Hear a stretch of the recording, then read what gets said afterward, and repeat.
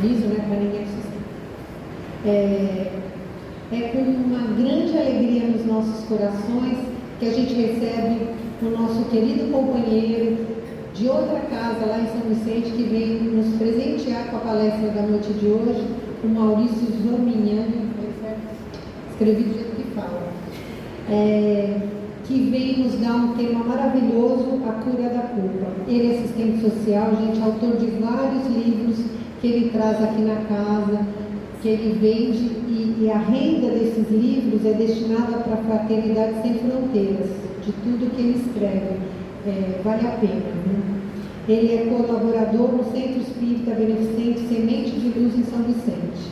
Então vamos envolvê-lo com todo o nosso amor para que ele possa desenvolver o tema da noite.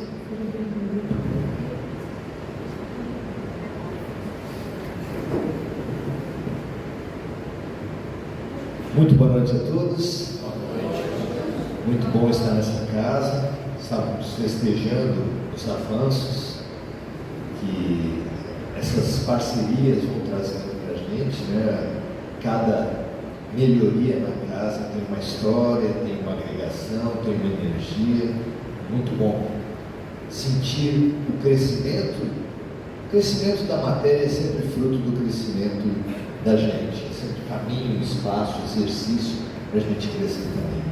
Parabéns a todos.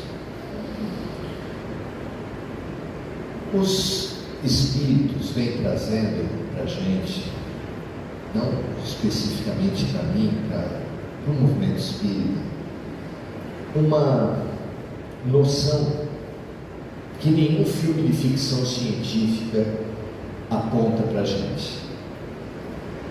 Que, na verdade, os filmes de ficção científica nunca abordaram esse ponto, mas existe uma maneira apenas da humanidade evoluir. Eu sei que as ideologias políticas falam que detêm o caminho da melhoria da humanidade.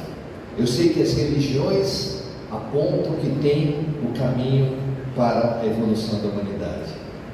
Mas só um fator vai realmente fazer a humanidade crescer, como revelaram os Espíritos, que são seres humanos melhores.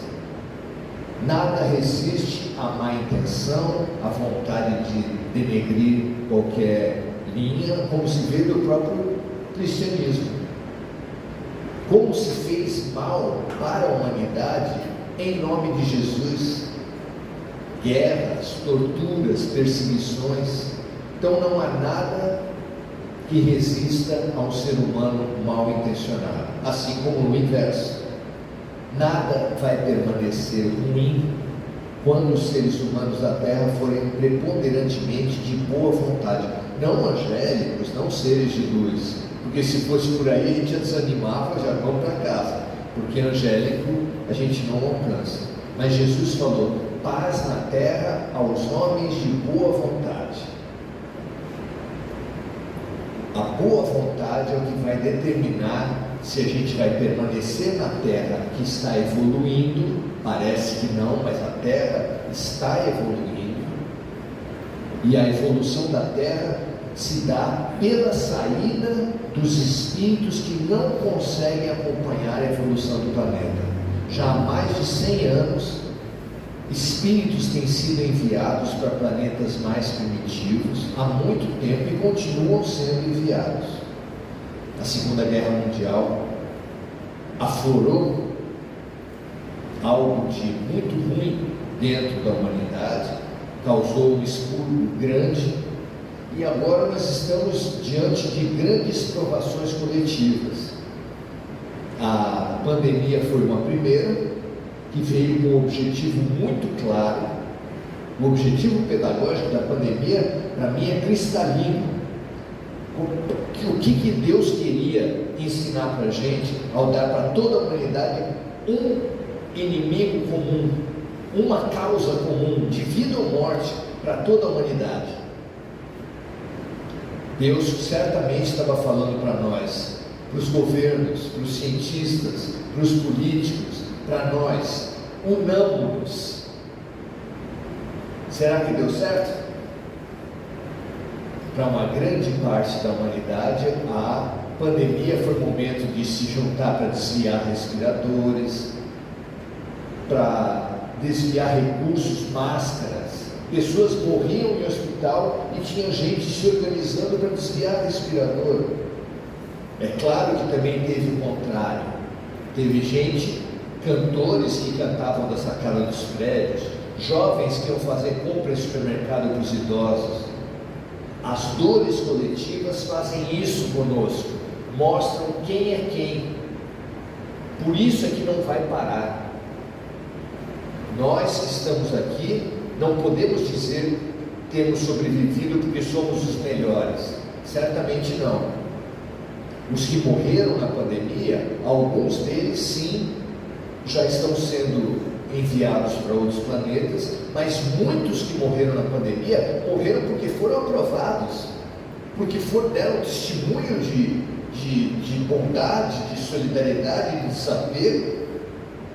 Não só médicos, lixeiros, policiais, mas tem histórias maravilhosas de UTIs com poucos respiradores, onde pessoas de terceira idade pediram para deixar o respirador que elas estavam usando para pessoas mais jovens.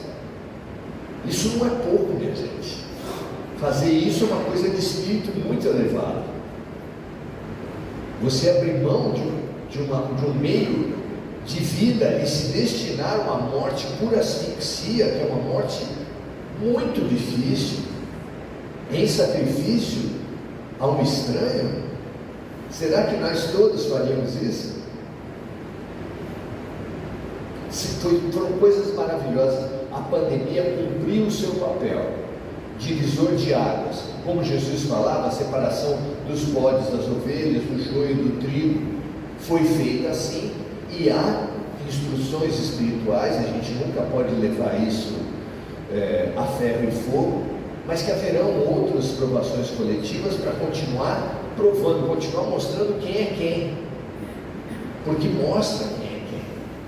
Eu nunca me esqueço de um dos grandes desastres de chuva que teve na serra da região serrana do Rio de Janeiro, Teresópolis, e que depois de cair, de levar várias casas, várias famílias, os trabalhadores, as pessoas que estavam resgatando, perceberam que havia pessoas que estavam indo para os escombros para pesquisar dinheiro, coisas de valor, para botar no bolso. As tragédias mostram quem é quem.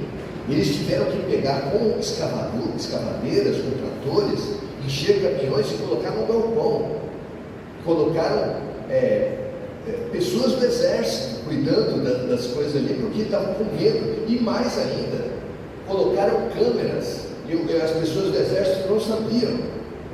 E eles viram pessoas do exército catando e escolhendo coisas dentro dos escombros. As desgraças mostram quem é quem. Não é por a salvação, digamos assim, a elevação, a permanência na terra é um fato mais simples. Não vai se dar pelo rótulo. Eu sou espírita. Certamente não. Eu sou ateu. O rótulo pouco importa. Pessoas que são cristãs, budistas, de umbanda, sem religião, têm o mesmo valor. Divaldo Pereira Franco foi muito inspirado quando, numa entrevista com o Jô Soares, falou que acredita mais num ateu solidário do que num religioso hipócrita. É isso? Claro. Tem muita gente que se diz ateia e é mais amorosa, mais solidária do que gente que está em religião há muito tempo. Claro. Nós precisamos demais estudar, e a nossa proposta de hoje, estudar nesse momento decisivo que vai definir não só as próximas décadas das nossas vidas, mas vai definir muitas das vidas que vão acontecer depois. É isso que está em jogo. Na última transição planetária que a Terra viveu, há 10, 12 mil anos atrás, os egípcios vieram para cá como um povo muito avançado. Para nós era muito avançado, mas eles foram repetentes de outros planetas. E vieram para cá porque não conseguiram acompanhar os seus outros planetas. Mas para nós eles eram muito avançados. E não só os egípcios, vários outros povos. Os egípcios eram os mais avançados entre os exilados. Para fazer uma comparação, os planetas são solidários entre si, como as escolas dentro de um sistema educacional. Uma turma qualquer, de primeira, segunda, terceira série, ela não é formada apenas por aqueles que passaram de ano, é formada também por aqueles que não conseguiram passar. Então, uma turma de terceira série é formada pelo pessoal da segunda, que passou de ano, mas também pelo pessoal da terceira, que não passou de ano. Não é assim que as turmas são formadas? E mais gente transferida de escola, e mais gente de vários tipos. As humanidades são formadas assim também. Isso há 12 mil anos atrás. Os egípcios representavam os repetentes de outras escolas, que repetiram por pouco. Sabe o pessoal, se era 5, repetiu por 4,75, 4,8, 4,9. Tanto é que eles, em apenas 1000 anos na Terra, conseguiram resgatar as suas tarefas e voltaram para os planetas de origem. Apenas 1000 anos. Vocês estão entendendo, gente? Que os mais avançados de nós, que não conseguimos avançar junto com a Terra, podemos atrasar a nossa trajetória em 1000 anos. Os menos avançados de nós ainda estão aqui. A maioria de nós somos exilados de outros planetas. É que a gente não sabe porque a gente não lembra de outras vidas. Mas nós somos exilados de outros planetas. Quer dizer que nós estamos já, se os egípcios voltaram em apenas 1000 anos, há exilados que em 12 mil anos, 10 mil anos ainda não voltamos.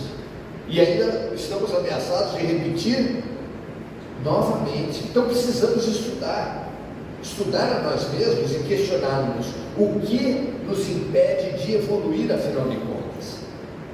Esse é um grande estudo. Nesse momento é fundamental, porque somos a turma de recuperação, estamos em sala de aula, e a gente precisa saber o quê? O que vai cair na prova, o que tem me impedido de aprender, o que nos tem impedido de aprender.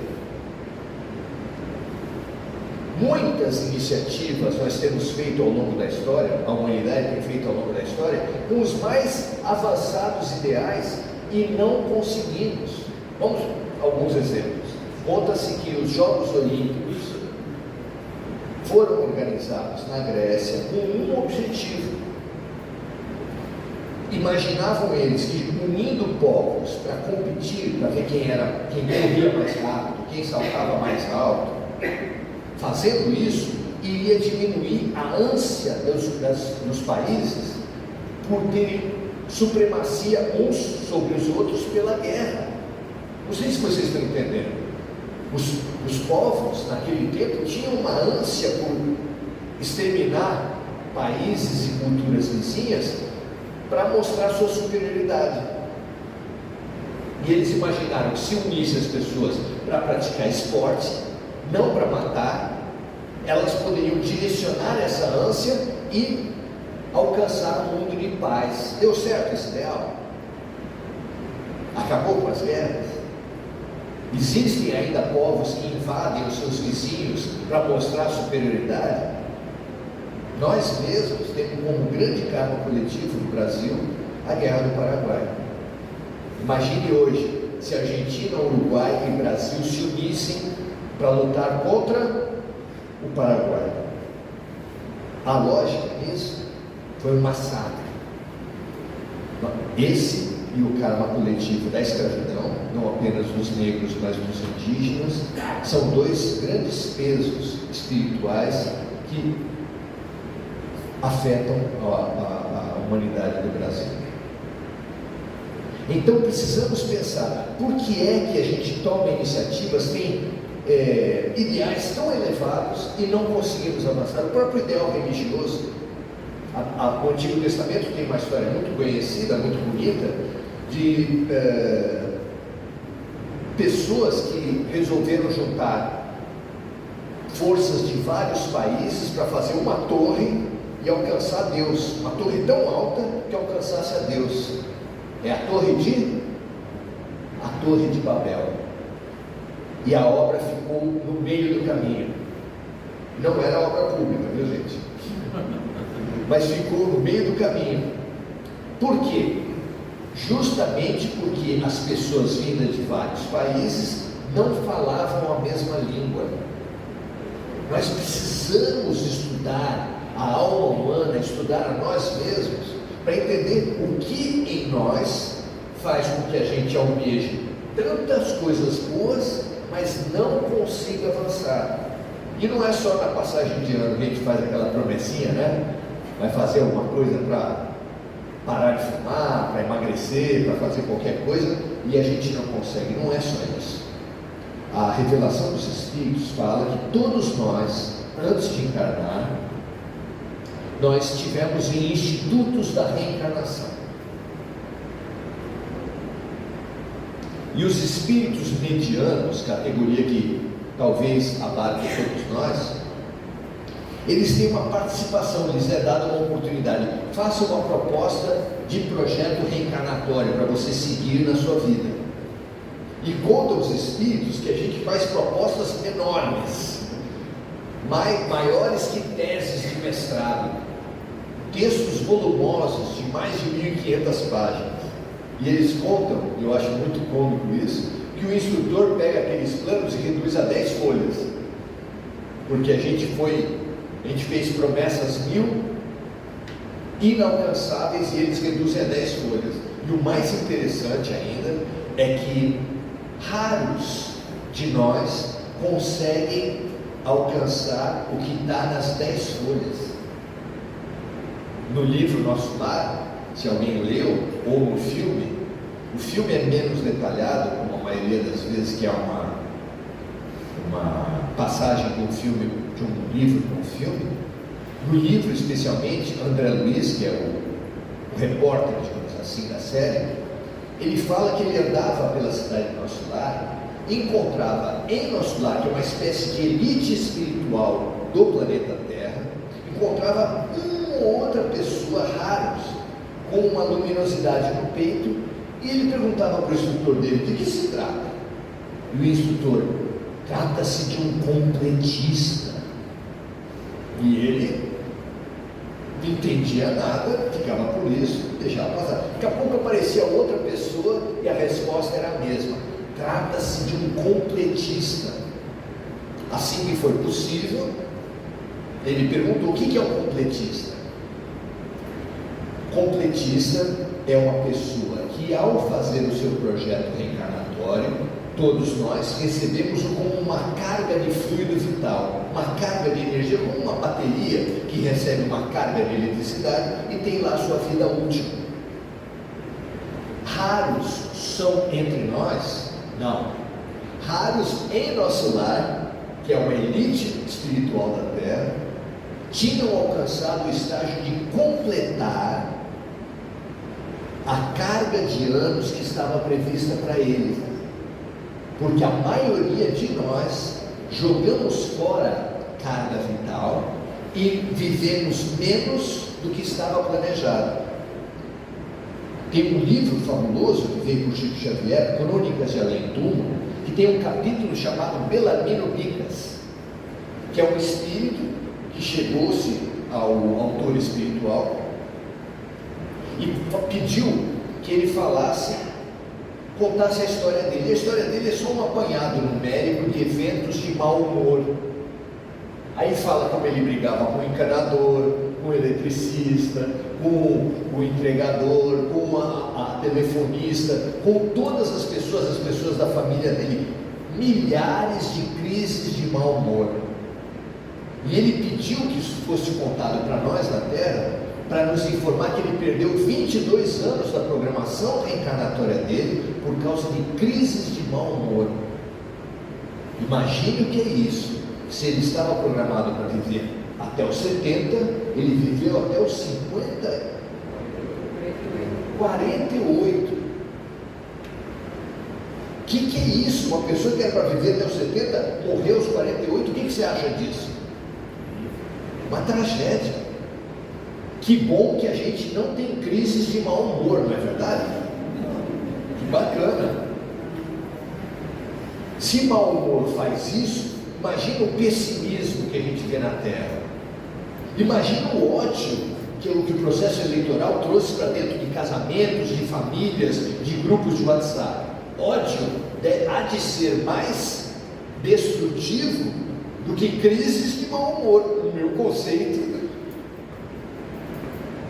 Quantos anos do nosso planejamento reencarnatório nós não perdemos nesse processo eleitoral? Já imaginou? Que tragédia! Então, nós precisamos demais entender o que acontece dentro de nós com a nossa energia. O que faz com que a gente planeje ser tão melhor, mas não consiga? O comportamento humano nunca pode ser explicado por um fator só. Há, sem dúvida, inúmeras causas, mas nenhuma delas, da gente não conseguir alcançar a evolução que a gente gostaria de alcançar, fato que, aliás, Paulo de Tarso falou exatamente: o bem que eu quero fazer eu não consigo fazer, o mal que eu queria não fazer, esse eu faço. O São Paulo falou isso. Se ele falou, sobra um pouquinho para a gente também, né? Por que acontece isso? Nunca será porque foi colocada uma tarefa além do que a gente podia. Eu não tinha condições de fazer aquela evolução. Como eu já expliquei, o calhamaço de planejamento que é reduzido drasticamente, Deus realmente dá o frio conforme o cobertor. Não coloca uma meta para nenhum de nós que a gente não tenha totais condições de alcançar. Então, nunca que a gente se propõe a fazer uma coisa e não consegue, nunca é por culpa do planejamento reencarnatório, por culpa da vida, ó dor, ó azar. Vocês lembram do personagem de desenho animado? Só chovia na cabeça dele, era uma coisa incrível. A gente adora culpar os outros. Sogra, então, é uma instituição nacional, não é? Vizinho de cima é uma instituição nacional, a gente adora falar mal dos outros. No casamento, é sempre o cônjuge que é o culpado das crises. O problema é que você pensa que é o seu cônjuge pensa o mesmo, a seu respeito, né? E no prédio também, sempre há um vizinho de cima, um vizinho de baixo, a não ser que você esteja no primeiro andar, né?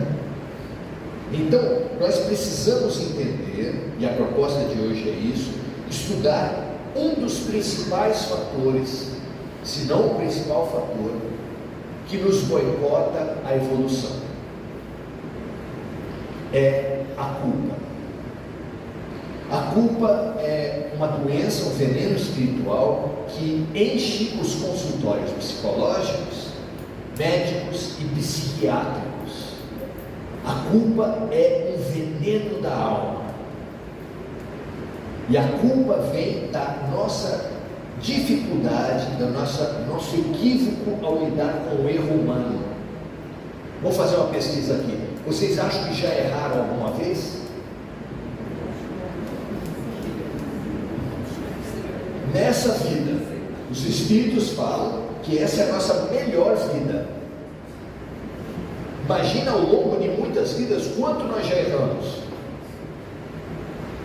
E infelizmente esse veneno da culpa, essa matriz da culpa, tem um texto que pode resumir a ideia da culpa. Quem errou tem que ser punido. Essa tese da culpa, ela é disseminada muito mais rapidamente, muito mais profundamente do que qualquer pandemia. Quem errou tem que ser punido. Isso acontecia nas famílias da gente? Acontece nas famílias da gente? Quem errou tem que ser punido? Acontece na escola? Quem errou tem que ser punido? Acontece no trabalho, no trânsito? Acontece no sistema policial, judiciário, penitenciário? Acontece nas religiões? E olha que, apesar de Jesus ter anunciado um Deus de amor, o que chegou até nós é que quem errou vai ser comido por toda a eternidade no azeite quente. Que Deus é esse que nos ensina a perdoar, mas Ele mesmo não perdoa? Que Deus é esse que é o Deus de amor? Bate a teologia, o Deus da teologia bate com Deus trazido por Jesus? É um absurdo que nos tem passado até agora. Quem errou tem que ser punido. E isso vai tão fundo na nossa cabeça, está tão incrustado na nossa cabeça, que por a gente saber que errou muito, a gente acaba boicotando a nossa felicidade. Quer ver um mecanismo, um fenômeno que a ciência do comportamento não sabe explicar? As antipatias e simpatias gratuitas. Então, você está no seu local de trabalho, vem uma pessoa nova, e você que nunca viu aquela pessoa, olha para ela e fala, não presta. E ela olha para você e acha a mesma coisa. De onde vem a antipatia gratuita? Pergunta para o psicólogo. A teoria da personalidade da psicologia fala de duas origens do comportamento humano: a genética ou a influência do meio. A influência do meio não pode ser nesse caso, porque você nunca viu a pessoa. Não tem como.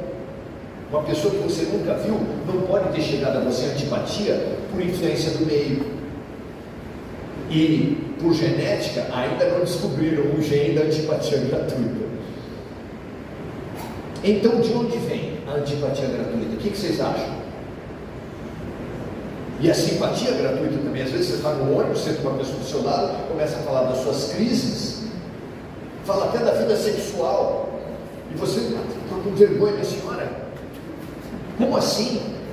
Por que você se mostra digno de confiança para algumas pessoas que nunca te viram na frente? É o mesmo fenômeno, só que em polaridades trocadas. Por quê? De onde vem essa confiança ou essa desconfiança gratuita? Alguém tem alguma ideia?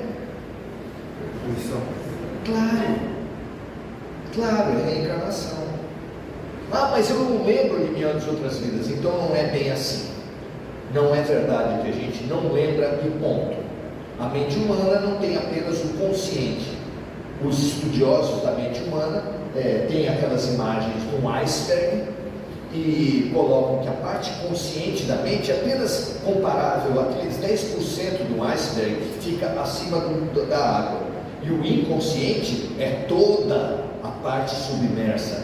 Então a nossa mente é 90% inconsciente. Isso quer dizer que as suas memórias de vidas passadas não estão esquecidas em ponto, elas estão apenas inconscientes. E quando surge uma pessoa, uma situação, um gatilho, como se diz no comportamento, que faz emergir aquela sensação, aquela memória de outras vidas, você não sabe de onde, mas do nada, como se fala hoje, do nada vem uma ideia, não presta. Ou o contrário, pode falar com a pessoa, pode entregar sua vida para tal pessoa porque ela é digna de confiança. Claro! E isso mais uma multidão de fenômenos, como hoje você vê na internet, crianças, bebezinhos praticamente, um ano e pouco, dedinho gordinho, tocando piano. Mozart compôs a primeira sinfonia dele aos 6 anos de idade. Uma partitura para mais de 40 instrumentos em harmonia, belíssima. Quanto tempo você quer para fazer uma sinfonia, compor uma sinfonia? Você acha que vai compor até o final da vida? Como é que pode ser que uma criança de 6 anos faça uma coisa que nenhum de nós, salvo se tiver algum gênio aqui, vai fazer até o final da vida? Claro! A pessoa era um espírito que já sabia de outras vidas e que algum gatilho fez com que emergisse aquele talento. Há uma multidão de fenômenos que a ciência não explica, que a teologia não explica, que a filosofia não explica. Onde está Deus que não socorre essas crianças de 2 anos de idade que são abusadas no seio da família? Onde está Deus que não protege esses recém-nascidos que já nascem em síndrome de abstinência de drogas? porque as suas mães não só não fizeram pré-natal, mas passaram a gravidez toda pipando crack, fumando uma substância psicoativa. E a criança já nasce dependente de drogas, tem espasmos. O primeiro mês, pelo menos, ela vai ter espasmos, vai ter uma péssima qualidade de vida. Como pode ser que Deus permita isso? Porque a vida não começa no berço e não termina no túmulo. Porque a justiça de Deus não pode ser percebida numa vida só. Não há justiça. Não há justiça. Numa vida só não existe. É impossível acreditar em Deus sem reencarnação. Aí a gente vai ter que acreditar que Deus não foi com a minha cara. Não. Como assim? Não é possível isso.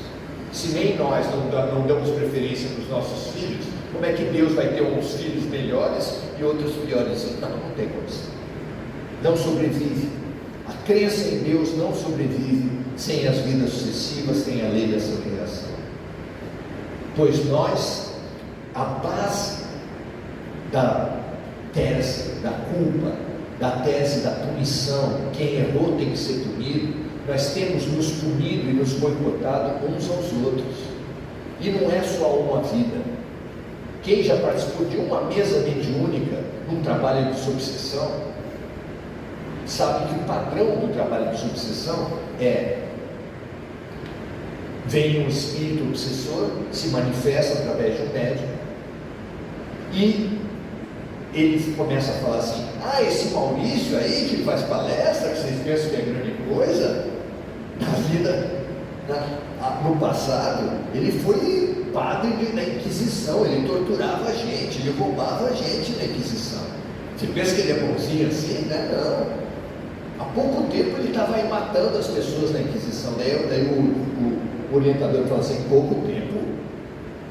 Como pouco tempo? A Inquisição já foi há mais de 400, 500 anos. Ele falou: não, aquela alma está paralisada há 400 anos num projeto de vingança. A punição enrijece, paralisa. A culpa e a mágoa paralisam o ser. Isso acontece na nossa vida também? Impressionante como acontece. Há nos consultórios, com psicólogos, psiquiatras, pessoas que ainda se queixam da mãe e do pai que davam preferência para o seu irmão. Pessoas com 50, 60 anos. Meu amigo, você vai ficar se queixando por quanto tempo?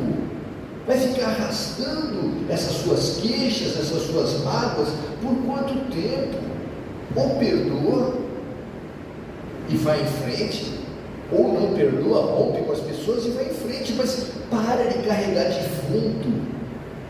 E a gente carrega defunto espiritual, mental, nas nossas costas, por causa da nutrição que a gente tem dado para a tese da culpa. Quem errou tem que ser punido, como disse o filósofo José Luiz da Atena. Muito assistido, muito popular, e que cada reportagem dele a gente realimenta a tese: quem errou tem que ser punido. Pois eu vou falar para vocês que tem uma outra maneira da gente lidar com os erros humanos. E não é uma maneira utópica, uma maneira filosófica, uma maneira que Jesus trouxe. É uma maneira que nós já praticamos. Você já faz essa outra maneira. Qual é essa outra maneira? Quando a gente tem a pessoa que erra, são os nossos queridinhos, 1 ano, a criança começando a andar, tropeça e cai, a criança começando a falar, erra uma sílaba, ninguém chega para essa criança e fala: tu nunca vai dar certo, seu incompetente, você é um burro. Alguém falaria isso para uma criança de 1 ano? Claro que não, mas ele errou. E quem errou não tem que ser punido? Tem ou não tem? Ele errou. Vamos punir essa criança? Claro que não. Por quê? Porque existe uma outra maneira de lidar com os erros, que o enunciado pode ser assim: ninguém aprende sem errar. Quem vai andar pela primeira vez num carro carro vai morrer, claro. Quem vai cozinhar pela primeira vez, o arroz vai queimar. Gente, é assim que se aprende. Ou como disse lindamente Jesus, quem estiver sem pecado, que atire a primeira pedra. Todos nós temos duas maneiras de lidar com o erro. Temos arrastado nas nossas vidas essa maneira pesada, que esmaga a gente e esmaga as pessoas nas suas relações. Só quem perdoar automaticamente está fora disso. Todos os outros que guardarem culpas e mágoas somos colecionadores de lixo espiritual e estamos vivendo esmagados de tanto peso. Por isso que a gente vive esgotado, estamos carregando peso desnecessário. Mas tem essa outra maneira de lidar com ele. Você errou? Ok, assume a responsabilidade, repara o teu erro, aprende com o teu erro e vida que segue. Vida que segue. Ficar amarrado ao passado, para quê? Ficar cultivando lixo espiritual, para quê? Eu não mereço ser punido, eu não mereço ser feliz, eu não mereço me dar bem. A gente vai se boicotando porque alguma coisa dentro da mente fala que a gente errou. Não tem problema ter errado, meu Deus do céu. Perdoe-se, repare seus erros e bola para frente. Como disse Maria, a Chico Xavier, isso também passa. Isso passa. Você errou? O que a gente fala para as crianças que tropeçam e caem, aprendendo a andar? Levanta, levanta, vai, toca a vida. Ela começa a fazer aquela cara. Se você fizer uma de coitadinho, ela não vai andar. Fala para ela tocar, fala para ela andar. É isso que todos nós fazemos. Repetimos a palavra de Jesus sem nem conhecer. Levanta-te e anda. É isso que falava dos paralíticos. E o que nos paralisa a alma é a culpa. E eu encerro nosso pensamento com uma história muito conhecida da internet que eu recrio aqui para a gente pensar nessas duas ferramentas para como lidar com ele: a culpa e o aprendizado, a culpa e a compreensão. Contam que um repórter arrogante, eu vou recriar aqui porque eu acho que a gente precisa dar um colorido para essa história. Um repórter arrogante encontrou um pajé indígena e quis humilhar o pajé. Ele quis fazer uma pergunta tão complicada que ele sequer ia entender. Chegou para o pajé: seu pajé, como é que a sua cultura vê a emancipação espiritual do ser? E já deu uma risadinha dentro dele. O cara não vai nem entender o que eu estou falando. Daí o pajé falou: bom, na minha cultura, quando ele começou a responder, o repórter já falou: o quê? O cara vai tentar responder isso.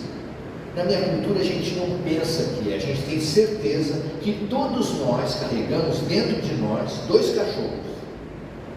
Um cachorro leal, amigo, companheiro, e outro agressivo, que morde o próprio dono. Esse cachorro que morde o próprio dono é comparável com a culpa, porque a culpa, antes de tudo, entorpece a nós mesmos. A acusação que você quer fazer para os outros, antes de tudo, atinge a você mesmo. Ou um veneno. Não, a mágoa e a culpa é como um veneno que, antes de tudo, entorpece a nós mesmos. É como tomar veneno e esperar que o outro morra. É isso que acontece com a gente. Aí o repórter ele que entrou como arrogante, foi espantado com o pajé, né? Já começou a imaginar dois cachorros dentro dele, aquela briga aqui dentro, e ele falou: meu Deus, como é que vai acabar isso? E ele perguntou para o pajé: escuta, seu pajé, qual dos dois vai prevalecer? Essa é a pergunta da nossa existência. Qual das duas ferramentas vai prevalecer na sua vida? Você vai continuar cultivando que quem errou tem que ser punido, ou você vai começar a perceber que ninguém aprende sem errar? Você vai cultivar os pesos, as punições para você e para as outras pessoas, boicotando a sua felicidade e a felicidade alheia? Ou você vai permitir que as pessoas se liberem das culpas e mágoas para aprender, evoluir e tocar a vida? Na pergunta, na conversa do repórter com o pajé, ele fez essa pergunta: qual dos dois vai prevalecer? A resposta do pajé foi: aquele que cada um alimentar. Os dois cachorros, qual vai vencer? Aquele que cada um alimentar. E aí a gente encerra convidando cada um a refletir: qual dos dois cachorros você tem alimentado na sua vida? Quem errou tem que ser punido, ou ninguém aprende sem errar? Você tem cultivado a leveza ou o peso? O aprendizado ou a punição? Muito boa noite. Obrigado.